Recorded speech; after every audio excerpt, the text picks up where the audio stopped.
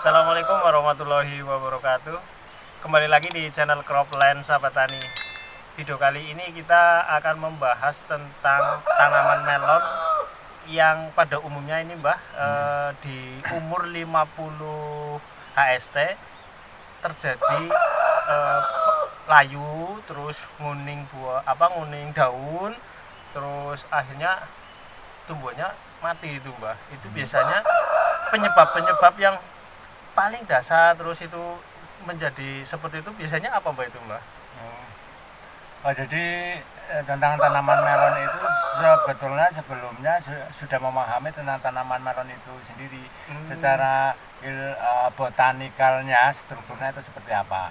Nah, aslinya tanaman melon kan umurnya hanya 70 sampai 90 hari. Secara otomatis akan mati dengan sendirinya. Iya. Nah, sekarang tinggal bagaimana pola tanamnya.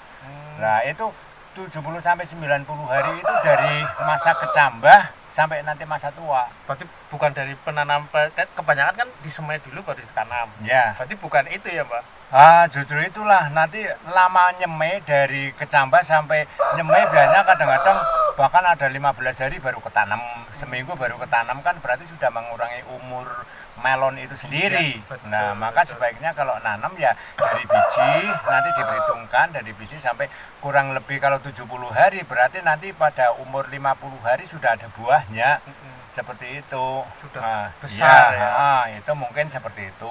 Yang keduanya karena secara umum itu menanam melonnya itu tidak bebas, ya. Di atasnya dikasih mulsa, iya, betul. Terus kemudian dikasih pupuk sebanyak-banyaknya, ya. Komposnya juga sebanyak-banyaknya, kan seperti itu. Padahal ketika ditutup terus kemudian di dalam tanah kan akan mengeluarkan gas yang sangat tinggi, sehingga akan mempercepat tanaman itu menjadi tua, sehingga waktunya pembuahan juga terlambat.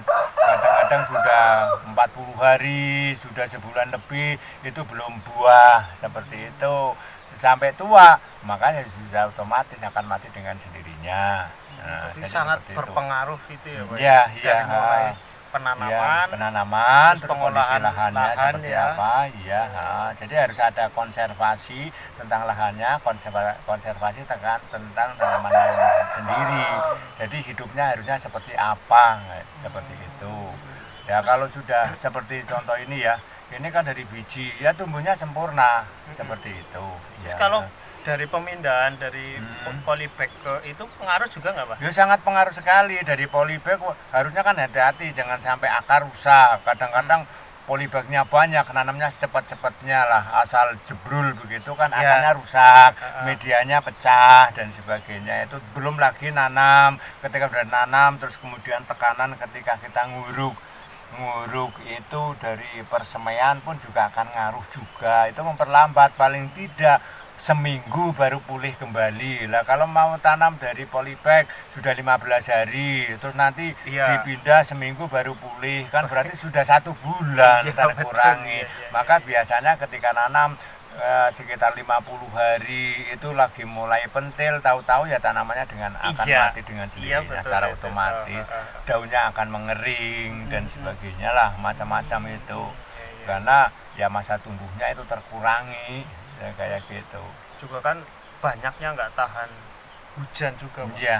Ketika ditembak hujan 2 hari aja, tadinya sebelumnya itu hijau bagus, besoknya 2 hari ketembak hujan udah kuning gitu. Ya itu tadi karena tanah yang tertutup oleh mulsa, di dalam tanah banyak bahan-bahan kimia, pupuknya atau bahan-bahan komposnya yang tidak diukur sesuai dengan kebutuhan tanaman melon itu sendiri, berlebih sehingga mengeluarkan di dalam tertutup tidak oleh cahaya matahari, sehingga tertutup hawa panas dari plastik dan sebagainya, itu mengeluarkan gas yang namanya gas metana. Padahal gas metana itu sangat berbahaya, seperti itu. Jangankan pada tanaman, pada manusia pun juga sangat berbahaya, seperti itu. Penyebabnya seperti itu ya? Mungkin itu mungkin seperti itu, karena tanaman biasanya tumbuh di tanah secara terbuka dengan model-model seperti itu ya kemungkinan di situ terjadi, yang jelas ada gas, ada bahan-bahan yang lain.